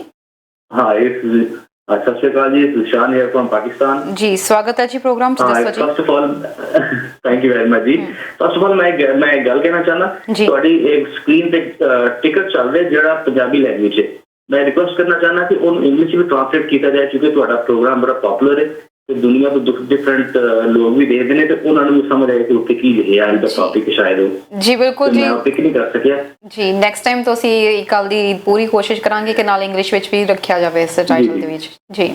ਥੈਂਕ ਯੂ ਵੈਰੀ ਮਚ ਜੀ। ਇੱਕ ਮੇਰਾ ਕੁਐਸਚਨ ਹੈ। ਸਭ ਤੋਂ ਪਹਿਲੇ ਖੈਰਾ ਸਾਹਿਬ as usually as always you are the best. Khaira ਸਾਹਿਬ, ਮੇਰਾ ਕੁਐਸਚਨ ਹੈ ਕਿ ਕੈਨੇਡੀਅਨ ਐਕਸਪੀਰੀਅੰਸ ਕਲਾਸ ਦੇ ਵਿੱਚ ਕੋਈ ਐਸਾ ਪ੍ਰੋਵਿੰਸ ਵੀ ਹੈ ਜਿਹੜਾ ਕੈਨੇਡਾ ਦੇ, let's suppose if I am working in Ontario ਤੇ ਮੇਰਾ ਉਹ ਜਿਹੜਾ ਕੈਨੇਡੀਅਨ ਐਕਸਪੀਰੀਅੰਸ ਹੈ, if I want to apply for PNP for British Columbia ਔਰ ਅਲਬਰਟਾ, ਉਹਨੂੰ ਮੇਰੇ ਕੈਨੇਡੀਅਨ ਐਕਸਪੀਰੀਅੰਸ ਕਲਾਸ ਓਨਟਾਰੀਓ ਨੂੰ ਕੀ ਉਹ ਐਕਸੈਪਟ ਕਰਦੇ ਨੇ ਕਿ ਤੁਹਾਡਾ ਉਸੇ ਪ੍ਰੋਵਿੰਸ 'ਚ ਐਕਸਪੀਰੀਅੰਸ ਹੋਣਾ ਚਾਹੀਦਾ ਉਹਦੀ PNP ਅਪਲਾਈ ਕਰਨ ਵਾਸਤੇ? ਤੁਸੀਂ ਦੋ ਚੀਜ਼ਾਂ ਨੂੰ ਇੱਕ ਦੇ ਵਿੱਚ ਜੋੜ ਕੇ ਦੇਖ ਰਹੇ ਹੋ। Canadian experience class federal program ਹੈ ਤੇ ਜਿਹੜਾ PNP ਹੈ ਉਹ ਪ੍ਰੋਵਿੰਸ਼ੀਅਲ ਪ੍ਰੋਗਰਾਮ ਹੈਗਾ। ਸੋ ਆਪਸ ਦੇ ਵਿੱਚ ਦੋਵਾਂ ਦਾ ਕੋਈ ਵੀ ਜਿਹੜਾ ਰਿਲੇਸ਼ਨਸ਼ਿਪ ਨਹੀਂ ਹੈਗਾ। ਕੈਨੇਡੀਅਨ ਐਕਸਪੀਰੀਅੰਸ ਕਲਾਸ ਹੈ ਜਿਹੜਾ ਉਹ ਕੈਨੇਡਾ ਦੀ ਕਿਸੇ ਵੀ ਪ੍ਰੋਵਿੰਸ ਦੇ ਵਿੱਚੋਂ ਜੇ ਤੁਸੀਂ ਹਾਈ ਸਕਿੱਲ ਜੌਬ ਕੀਤੀ ਹੈਗੀ ਹੈ OAB ਨੌਕ ਦੇ ਥੱਲੇ ਤਾਂ ਤੁਸੀਂ ਉਹ ਕੁਆਲੀਫਾਈ ਕਰ ਜਾਂਦੇ ਹੋ। ਤੇ ਜਿਹੜੇ ਪ੍ਰੋਵਿੰਸ਼ੀਅਲ ਤੁਹਾਡੇ ਪ੍ਰੋਗਰਾਮਸ ਹੈਗੇ ਨੇ ਉਹਦੇ ਵਿੱਚੋਂ ਕਈ ਪ੍ਰੋਵਿੰਸਸ 'ਚ ਲੋ ਸਕਿੱਲ ਵੀ ਕੰਮ ਹੁੰਦਾ, ਪਰ ਉਹ ਜਿਹੜਾ ਲੋ ਸਕਿੱਲ ਕੰਮ ਹੈ ਉਹ ਥੋੜਾ ਉਸ ਪ੍ਰੋਵਿੰਸ 'ਚ ਹੀ ਹੋਣਾ ਚਾਹੀਦਾ। ਸੋ ਜਿਹੜੀਆਂ ਪ੍ਰੋਵਿੰਸ਼ੀਅਲ ਰਿਕੁਆਇਰਮੈਂਟਸ ਨੇ ਉਹ ਵੱਖਰੀਆਂ ਪ੍ਰੋਵਿੰਸਸ ਲਈ ਨੇ, ਪਰ ਜਿਹੜਾ ਕੈਨੇਡੀਅਨ ਐਕਸਪੀਰੀਅੰਸ ਕਲਾਸ ਹੈ ਫੈਡਰਲ ਪ੍ਰੋਗਰਾਮ ਹੈ, ਸੋ ਇਹਦਾ PNP ਨਾਲ ਕੋਈ ਰਿਲੇਸ਼ਨਸ਼ਿਪ ਨਹੀਂ ਹੈਗਾ ਜੀ। ਸ਼ੁਕਰੀਆ ਜੀ। ਸ਼ੁਕਰੀਆ ਜੀ ਕਾਲ ਕਰਨ ਲਈ। ਇੱਕ ਦਰਸ਼ਕ ਹੋਰ ਜੁੜ ਗਏ ਨੇ। ਹੈਲੋ ਸਤਿ ਸ਼੍ਰੀ ਅਕਾਲ ਸਰ। ਸਤਿ ਸ਼੍ਰੀ ਅਕਾਲ ਜੀ। ਸਤਿ ਸ਼੍ਰੀ ਅਕਾਲ ਜੀ। ਮੇਰੇ ਨਾ ਫਾਦਰ ਦੀ ਡੈਥ ਹੋ ਗਈ ਹੈ ਤੇ ਮੈਂ ਇੱਥੇ PR ਆ ਤੇ ਆਪਣੀ ਮਦਰ ਦਾ ਕੰਪੈਸ਼ਨੇਟ ਹਿਊਮੈਨਿਟੇਰੀਅਨ ਬੇਸ ਤੇ ਕੇਸ ਲਾ ਸਕਦਾ ਤੇ ਮੇਰੀ ਦੋ ਸਿਸਟਰਸ ਆ, ਦੋਵੇਂ ਮੈਰਿਡ ਆ ਇੰਡੀਆ 'ਚ। ਕਿੰਨੇ % ਚਾਂਸ ਹੈ ਜੀ ਉਹਨਾਂ ਦਾ ਹਿਊਮੈਨਿਟੇਰੀਅਨ ਕੰਪੈਸ਼ਨੇਟ ਬੇਸ ਤੇ ਲਾਈਏ? ਉਹਨਾਂ ਦੀ ਏਜ ਹੈਗੀ 75। ਤੇ ਉਹ ਕਿੱਥੇ ਰਹਿੰਦੇ ਆ ਜੀ? ਮਦਰ ਇੰਡੀਆ ਰਹਿੰਦੇ ਆ। ਤੇ ਤੁਸੀਂ ਕਿੱਥੇ ਰਹਿੰਦੇ ਆ ਜੀ? ਮੈਂ ਇੱਥੇ ਇਟਲੀ ਰਹਿਣਾ, ਆਪਣਾ ਕੈਨੇਡਾ। ਕੈਨੇਡਾ ਦੇ ਵਿੱਚ ਰਹਿੰਦੇ ਆ ਜੀ। ਜੀ ਸੋ ਸਭ ਤੋਂ ਪਹਿਲਾਂ ਤਾਂ ਹਾਂਜੀ PR ਹਾਂਜੀ ਬਿਲਕੁਲ ਸਹੀ। ਆਪਾਂ ਟੀਵੀ ਸਕਰੀਨ ਤੇ ਆਨਸਰ ਜੀ, ਜ਼ਰੂਰ। ਤੁਸੀਂ ਟੀਵੀ ਸਕਰੀਨ ਤੇ ਆਨਸਰ ਸੁਣ ਸਕਦੇ ਹੋ ਜੀ। ਕਾਲ ਕਰਨ ਲਈ ਸ਼ੁਕਰੀਆ ਜੀ ਸਰ। ਸੋ ਸਭ ਤੋਂ ਇਕੱਲਾ ਇਹ ਫੈਕਟਰ ਨਹੀਂ ਹੈਗਾ ਕਿ ਉਹ ਵਿਡੋ ਹੈ ਤੇ ਉਹ ਏਜਡ ਹੈ, ਇਹਦੇ ਨਾਲ ਹੋਰ ਵੀ ਬਹੁਤ ਫੈਕਟਰ ਨੇ। ਉਹ ਹੈਗਾ ਐਸਟੈਬਲਿਸ਼ਮੈਂਟ ਇਨ ਕੈਨੇਡਾ। ਸੋ ਸਭ ਤੋਂ ਪਹਿਲਾਂ ਤਾਂ ਉਹ ਜੇ ਕੈਨੇਡਾ ਨਾਲ ਉਹਦਾ ਕੋਈ ਸੰਬੰਧ ਹੈਗਾ ਤਾਂ ਹੀ ਉਹਨੂੰ ਮੰਨਿਆ ਜਾਊਗਾ ਨਾ। ਸਭ ਤੋਂ ਪਹਿਲਾਂ ਤਾਂ ਉਹ ਤੁਹਾਡੇ ਕੋਲੇ ਆ ਕੇ ਕੁਝ ਸਮਾਂ ਗੁਜ਼ਾਰਨ ਜੀ, ਆਪਣੇ ਆਪ ਨੂੰ ਇੱਥੇ ਐਸਟੈਬਲਿਸ਼ ਕਰਨ। ਤੇ ਦੂਜਾ ਉਹ ਨਾਲ ਇਹ ਵੀ ਐਸਟੈਬਲਿਸ਼ ਹੋਊਗਾ ਕਿ ਉਹ ਮੁਲਕ ਨਾਲ ਉਹਦੀਆਂ ਟਾਈਜ਼ ਹੁਣ ਨਹੀਂ ਹੈਗੀਆਂ ਨੇ। ਤੇ ਜਿਹੜਾ ਵਿਡੋ ਹੋਣਾ ਅਨਫੋਰਚੂਨੇਟਲੀ ਉਹਨਾਂ ਦੇ ਕੇਸ ਦੇ ਵਿੱਚੋਂ ਫੇਵਰੇਬਲ ਹੈਗਾ, ਉਹਨਾਂ ਦੀ ਏਜ ਉਹਨਾਂ ਲਈ ਫੇਵਰੇਬਲ ਹੈ। ਤੇ ਇੱਕ ਗਰਾਊਂਡ ਹੈ ਜਿਹੜਾ ਬੈਸਟ ਇੰਟਰਸਟ ਆਫ ਚਿਲਡਰਨ ਹੈਗਾ। ਸੋ ਜੇ ਤੁਹਾਡੇ ਕੋਈ ਬੱਚੇ ਹੈਗੇ ਨੇ, ਉਹਨਾਂ ਦੇ ਪੋਤਾ ਪੋਤੀ ਹੈਗੇ ਨੇ, ਤਾਂ ਉਹਨਾਂ ਦਾ ਕੀ ਅਸਰ ਹੈਗਾ ਉਹਨਾਂ ਦੀ ਜ਼ਿੰਦਗੀ ਦੇ ਉੱਤੇ, ਉਹਨਾਂ ਦਾ ਕੀ ਰੋਲ ਹੈਗਾ, ਉਹ ਵੀ ਇੱਕ ਇੰਪੋਰਟੈਂਟ ਫੈਕਟਰ ਹੈਗਾ। ਸੋ ਇਕੱਲੇ ਇੱਕ ਫੈਕਟਰ ਨਾਲ ਸਾਰਾ ਜਿਹੜਾ ਕੇਸ ਉਹ ਡਿਸਾਈਡ ਨਹੀਂ ਹੋ ਸਕਦਾ। ਇਹ ਮਲਟੀ ਫੈਸੇਟਡ ਹੈ, ਉਹਦੇ ਕਾਫੀ ਜਿਹੜੀਆਂ ਪ੍ਰੋਂਗਸ ਹੈਗੀਆਂ ਨੇ ਜਿਹਨੂੰ ਮੀਟ ਕਰਨ ਦੀ ਲੋੜ ਹੈਗੀ ਹੈ। ਸੋ ਸਭ ਤੋਂ ਪਹਿਲਾਂ ਤਾਂ ਉਹ ਤੁਹਾਡੇ ਕੋਲ ਆ ਕੇ ਵਕਤ ਗੁਜ਼ਾਰਨ ਜੀ, ਤਾਂ ਕਿ ਉਹਨਾਂ ਦੀ ਐਸਟੈਬਲਿਸ਼ਮੈਂਟ ਹੈ ਉਹ ਦਿਖਾਈ ਦੇਵੇ। ਉਹ ਤੋਂ ਬਾਅਦ ਕੇਸ ਲਾਓਗੇ ਤੇ ਨਾਲ ਦੀ ਨਾਲ ਅਦਰ ਫੈਕਟਰਸ ਨੂੰ ਪੂਰਾ ਕਰੋਗੇ, ਹਾਂਜੀ ਜ਼ਰੂਰ ਕਾਮਯਾਬ ਹੋ ਸਕਦਾ ਜੀ। ਬਿਲਕੁਲ। ਤੇ ਸਰ ਅਸੀਂ ਕਾਰਾਂ ਦੀ ਗੱਲ ਕਰ ਰਹੇ ਸੀ ਜੀ, ਉਹਨਾਂ ਨੇ ਚੇਂਜਸ ਸਮੇਂ-ਸਮੇਂ ਤੇ ਕੀਤੇ। ਬਿਲਕੁਲ ਜੀ। ਸੋ ਉਹਨਾਂ ਦੀਆਂ ਜਿਹੜੀਆਂ ਚੇਂਜਸ ਨੇ ਉਹਨੇ ਸਮੇਂ-ਸਮੇਂ ਸਿਰ ਜਿਹੜੇ ਅਡਾਪਸ਼ਨ ਕਰਨ ਵਾਲੇ ਪੇਰੈਂਟਸ ਨੇ ਉਹਨੂੰ ਬਹੁਤ ਜ਼ਿਆਦਾ ਕਨਫਿਊਜ਼ ਕੀਤਾ ਹੈਗਾ। ਇੱਕ ਜੇ ਤੁਸੀਂ ਆਮ ਤੌਰ ਤੇ ਟ੍ਰੈਂਡ ਵੀ ਦੇਖੋ ਕਿ 2006 ਤੋਂ ਬਾਅਦ ਇੰਡੀਆ ਤੋਂ ਅਡਾਪਸ਼ਨ ਵਿੱਚ ਆਉਣ ਵਾਲੇ ਲੋਕਾਂ ਦੀ ਗਿਣਤੀ ਬਹੁਤ ਜ਼ਿਆਦਾ ਘਟ ਗਈ ਹੈ, ਬਹੁਤ ਜ਼ਿਆਦਾ ਘਟੀ ਹੈ ਜੀ। 2006 ਤੋਂ ਪਹਿਲਾਂ ਗਿਣਤੀ ਬਹੁਤ ਜ਼ਿਆਦਾ ਸੀਗੀ, ਬਹੁਤ ਲੋਕ ਨੇ ਜਿਹੜੇ ਉਹ ਅਡਾਪਸ਼ਨ ਦੇ ਗਰਾਊਂਡਸ ਦੇ ਉੱਤੇ ਕੈਨੇਡਾ ਆਏ ਨੇ। ਪਰ 2006 ਤੋਂ ਬਾਅਦ ਇਹ ਨੰਬਰ ਬਹੁਤ ਘਟ ਗਿਆ। ਉਹਦੇ ਵਿੱਚ ਉਹ ਕੈਰਾ ਦਾ ਰੋਲ ਹੈ ਜਿਹੜਾ ਉਹ ਬਹੁਤ ਵੱਡਾ ਹੈਗਾ। ਪਰ ਇੱਕ ਹੁਣੇ ਰੀਸੈਂਟ ਡਿਸੀਜਨ ਦੇ ਵਿੱਚੋਂ justice Nirmaljit Kaur Punjab and Haryana high court ਦੇ ਇੱਕ ਜੱਜ ਹੈ, ਉਹਨੇ ਇੱਕ ਫੈਸਲਾ, ਬਹੁਤ ਲੈਂਡਮਾਰਕ ਫੈਸਲਾ ਦਿੱਤਾ। ਉਹ ਲੈਂਡਮਾਰਕ ਫੈਸਲਾ ਇਹ ਹੈਗਾ ਕਿ ਜੇ ਦੋਵੇਂ ਪੈਰੈਂਟ ਜਿਹੜੇ ਅਡਾਪਸ਼ਨ ਕਰਨ ਵਾਲੇ ਪੈਰੈਂਟ ਨੇ ਉਹ ਫੋਰਨ ਨੈਸ਼ਨਲਸ ਨੇ, ਉਹ ਇੰਡੀਅਨ ਨਹੀਂ ਹੈਗੇ, ਮਤਲਬ ਕੈਨੇਡੀਅਨ ਪਾਸਪੋਰਟ ਦੋਵਾਂ ਕੋਲੇ ਹੈਗਾ, ਤਾਂ ਉਹਨਾਂ ਨੂੰ ਫਿਰ ਕੈਰਾ ਦੀ ਜ਼ਰੂਰਤ ਨਹੀਂ ਹੈਗੀ ਹੈ। ਇੱਕ ਬਹੁਤ ਵੱਡਾ ਲੈਂਡਮਾਰਕ ਫੈਸਲਾ ਜਿਹੜਾ ਸੀਗਾ। ਇੱਕ ਕੇਸ ਦੇ ਵਿੱਚੋਂ ਜਿਹੜੇ ਕੇਸ 'ਚ ਫੈਸਲਾ ਸੁਣਾਇਆ ਗਿਆ, ਉਹ ਕੇਸ ਦੇ ਵਿੱਚੋਂ ਇਹ ਫੈਸਲਾ ਸੀ ਕਿ ਪਾਸਪੋਰਟ ਹੈ ਜਿਹੜਾ ਉਹ ਅਡਾਪਟਡ ਚਾਈਲਡ ਦਾ ਪਾਸਪੋਰਟ ਏਜੰਸੀ ਨੇ ਡਿਨਾਈ ਕਰਤਾ ਇੰਡੀਆ ਦੇ ਵਿੱਚੋਂ, ਕਿ ਉਹਨੂੰ ਕਿਹਾ ਕਿ ਕੈਰਾ ਤੋਂ ਨੋ ਆਬਜੈਕਸ਼ਨ ਸਰਟੀਫਿਕੇਟ ਚਾਹੀਦਾ ਹੈਗਾ। ਸੋ ਕੈਰਾ ਤੋਂ ਨੋ ਆਬਜੈਕਸ਼ਨ ਸਰਟੀਫਿਕੇਟ ਲੈਣਾ ਇੱਕ ਬਹੁਤ ਵੱਡਾ ਮਾਮਲਾ ਹੈਗਾ, ਚੈਲੰਜ ਹੈਗਾ ਜੀ। ਤੇ ਇਹ ਤੋਂ ਬਾਅਦ 'ਚ ਜਦੋਂ ਉਸ ਮਾਮਲੇ ਨੂੰ ਲੈ ਕੇ ਉਹ ਕੋਰਟ ਦੇ ਵਿੱਚੋਂ ਗਏ ਤੇ ਕੋਰਟ ਦੇ ਵਿੱਚੋਂ ਜਸਟਿਸ ਨਿਰਮਲਜੀਤ ਕੌਰ ਨੇ ਇਹ ਫੈਸਲਾ ਦਿੱਤਾ ਕਿ ਜੋ ਦੋਵੇਂ ਵਿਦੇਸ਼ੀ ਹੈਗੇ ਨੇ ਤਾਂ ਉਹ ਕੈਰਾ ਦਾ ਉਹਦੇ ਵਿੱਚ ਕੋਈ ਰੋਲ ਨਹੀਂ ਬਣਦਾ। ਸੋ ਇੱਕ ਲੈਂਡਮਾਰਕ ਫੈਸਲਾ ਹੈਗਾ ਜਿਹੜੇ ਹੁਣ ਕਰੰਟਲੀ ਅਡਾਪਸ਼ਨ ਦੇ ਕੇਸ ਚੱਲ ਰਹੇ ਨੇ ਉਹਨਾਂ ਦੇ ਉੱਤੇ, ਜਾਂ ਜਿਹੜੇ ਫਿਊਚਰ 'ਚ ਲੋਕ ਲਾਉਣਗੇ ਉਹਨਾਂ ਦੇ ਉੱਤੇ, ਜਿੱਥੇ ਉਹਨਾਂ ਨੂੰ ਕੈਰਾ ਤੋਂ ਐਗਜ਼ੈਂਪਸ਼ਨ ਮਿਲ ਸਕਦੀ ਹੈ ਇਸ ਫੈਸਲੇ ਦੇ ਉੱਤੇ। ਮੇਰਾ ਬਹੁਤ ਲੰਬਾ ਐਕਸਪੀਰੀਅੰਸ ਰਿਹਾ ਹੈਗਾ ਇਹਨਾਂ ਮਾਮਲਿਆਂ ਦੇ ਵਿੱਚੋਂ।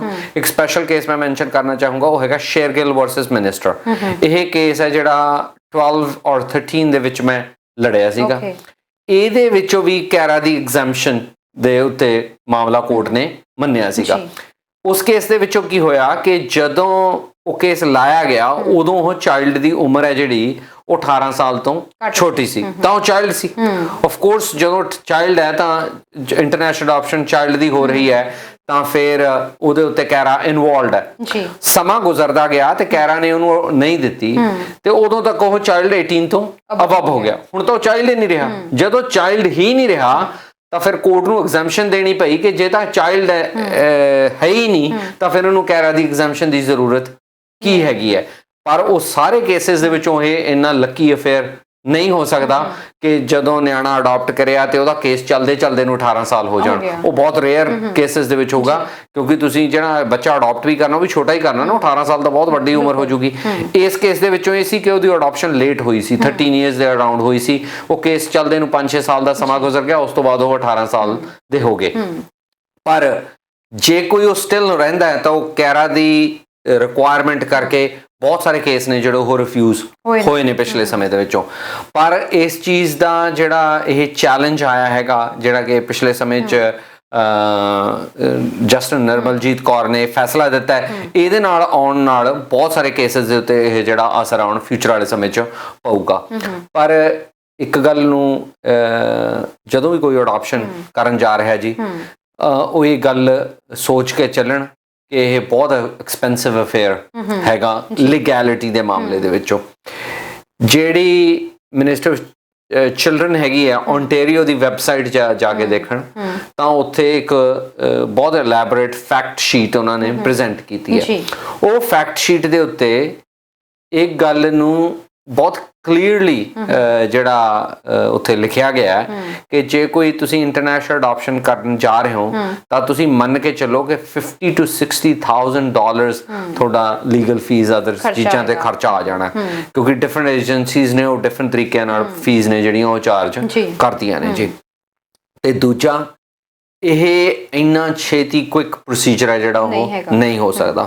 ਪਿੱਛੇ ਜੇ ਇੱਕ ਸਮੇਂ ਦੇ ਪਿਛਲੇ 2 ਹਫ਼ਤੇ ਪਹਿਲਾਂ ਇੱਕ ਕੈਲਗਰੀ ਦਾ ਪਰਿਵਾਰ ਸੀਗਾ ਜਿਨ੍ਹਾਂ ਨੇ ਇੱਕ ਨਾਈਜੀਰੀਅਨ ਚਾਈਲਡ ਨੂੰ ਜਿਹੜਾ ਉਹ ਅਡਾਪਟ ਕੀਤਾ ਸੀ ਤੇ ਉਹਨਾਂ ਨੂੰ ਬਰਬੇਡਸ ਦੇ ਵਿੱਚੋਂ 1.5 ਸਾਲ ਸਮਾਂ ਗੁਜ਼ਾਰਨਾ ਪਿਆ ਕਿਉਂਕਿ ਉਹ ਚਾਈਲਡ ਦਾ ਕੇਸ ਹੋ ਨਹੀਂ ਰਿਹਾ ਸੀ, ਉਹਨੂੰ ਕੈਨੇਡਾ ਲਿਆ ਨਹੀਂ ਸਕਦੇ ਸੀ ਤੇ ਚਾਈਲਡ ਫਿਰ ਇੱਕ ਬਿਨਾਂ ਵੀਜ਼ੇ ਵਾਲਾ ਕੰਟਰੀ ਸੀ ਜਿੱਥੇ ਕੈਨੇਡੀਅਨ ਵੀ ਬਿਨਾਂ ਵੀਜ਼ੇ ਦੇ ਜਾ ਸਕਦੇ ਤੇ ਨਾਈਜੀਰੀਅਨ ਵੀ ਬਿਨਾਂ ਵੀਜ਼ੇ ਦੇ, ਉਹ ਬਰਬੇਡਸ ਸੀਗਾ। ਸੋ ਉਹਨਾਂ ਨੂੰ ਬਰਬੇਡਸ ਦੇ ਵਿੱਚੋਂ ਉਹਨਾਂ ਚਿਰ ਰਹਿਣਾ ਪਿਆ ਜਦ ਕਿ ਉਹ ਆਫਿਸਰ ਇਹੋ ਜਿਹੇ ਕਾਨੂੰਨ ਦੇ ਉੱਤੇ ਉਹਨਾਂ ਤੇ ਰੋਕ ਲਾ ਰਿਹਾ ਸੀ ਜਿਹੜਾ ਕਾਨੂੰਨ ਖਤਮ ਹੋਏ ਨੂੰ ਵੀ 4 ਸਾਲ ਦਾ ਸਮਾਂ ਹੋ ਚੁੱਕਿਆ ਸੀ ਨਾਈਜੀਰੀਆ ਦੇ ਵਿੱਚੋਂ, ਜਿੱਥੇ ਇੱਕ ਰਿਕੁਆਇਰਮੈਂਟ ਸੀ ਕਿ ਇੰਨਾ ਵੇਟਿੰਗ ਪੀਰੀਅਡ ਹੈ, ਤੁਸੀਂ ਅੱਜ ਅਡਾਪਸ਼ਨ ਪ੍ਰੋਸੈਸ ਸ਼ੁਰੂ ਕਰਿਆ ਤੁਹਾਨੂੰ ਇੰਨਾ ਚਿਰ ਵੇਟ ਕਰਨਾ ਪਊ, ਉਹ ਤੋਂ ਬਾਅਦ ਉਹ ਵੈਲਿਡ ਹੋਊਗੀ। ਉਹ ਕਾਨੂੰਨ ਨੂੰ ਜਿਹੜਾ ਖਤਮ ਕਰ ਦਿੱਤਾ ਗਿਆ ਸੀ। ਸੋ ਉਹਨੇ ਵੀ ਕਾਫੀ ਪਿਛਲੇ ਸਮੇਂ ਦੇ ਵਿੱਚੋਂ ਅਖਬਾਰਾਂ ਦੇ ਵਿੱਚੋਂ ਇਹ ਗੱਲ ਆਉਂਦੀ ਰਹੀ ਕਿ ਉਹ ਕਪਲ ਦੇ ਨਾਲ ਤੇ ਉਹ ਚਾਈਲਡ ਦੇ ਨਾਲ ਇੰਨਾ ਧੱਕਾ ਹੋਇਆ। ਹਾਂ, ਇਹ ਸਮੇਂ ਸਿਰ ਉਹ ਚੀਜ਼ਾਂ ਤੁਹਾਡੇ ਹੱਕ 'ਚ ਵੀ ਵਰਤੀਆਂ ਜਾ ਸਕਦੀਆਂ, ਜਿਵੇਂ ਉਹਨੇ ਹਾਈਲਾਈਟ ਕਰਿਆ ਤੇ ਇਮੀਗ੍ਰੇਸ਼ਨ ਮਹਿਕਮੇ ਨੇ ਉਹਦਾ ਛੇਤੀ ਜਿਹੜਾ ਕੇਸ ਪ੍ਰੋਸੈਸ ਕਰਤਾ ਕਿਉਂਕਿ ਅਖਬਾਰਾਂ ਤੋਂ ਉਹਨਾਂ ਨੂੰ ਲੱਗਦਾ ਸੀ ਉਹਨਾਂ ਦੀ ਬਦਨਾਮੀ ਹੋ ਰਹੀ ਹੈਗੀ ਹੈ।